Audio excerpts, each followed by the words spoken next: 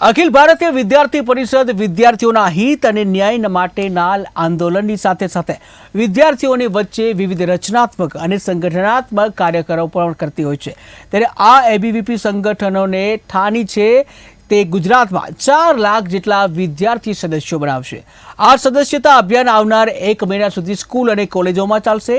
આ સદસ્યતા અભિયાનના પ્રથમ ફેઝમાં તારીખ 19 થી 29 જુલાઈ સુધી સ્કૂલના 11 અને 12મા ધોરણના વિદ્યાર્થીઓ વચ્ચે જઈને સદસ્યતા અભિયાન ચલાવવામાં આવશે।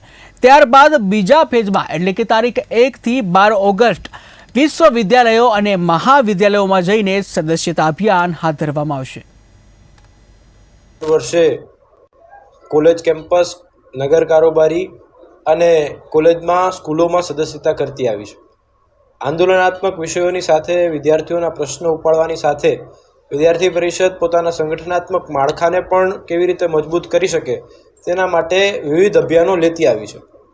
કોલેજ સદસ્યતા અને સ્કૂલ સદસ્યતા એ વિદ્યાર્થી પરિષદમાં વિદ્યાર્થીઓનું એક એન્ટ્રી પોઈન્ટ છે। ગત વર્ષની વાત કરું તો 2,67,000 જેટલા સદસ્યો કોલેજ અને સ્કૂલ બંનેના થઈને એ ગુજરાત આખામાં વિદ્યાર્થી પરિષદના હતા। આવનારા જે અભિયાનો અમે લેવા જઈ રહ્યા છીએ તેમાં વિદ્યાર્થી પરિષદ 4 લાખ જેટલી સદસ્યતા કોલેજ અને સ્કૂલની એ કરવા જઈ રહી છે। આ અભિયાન તારીખ 19 થી 12 સુધીમાં આખું એ અભિયાન પૂરું થશે। 19 થી 29 જુલાઈ વચ્ચે વિદ્યાર્થી પરિષદના કાર્યકર્તાઓએ દરેક સ્કૂલોમાં જઈને 11મા અને 12મા ધોરણના વિદ્યાર્થીઓની સદસ્યતા કરશે।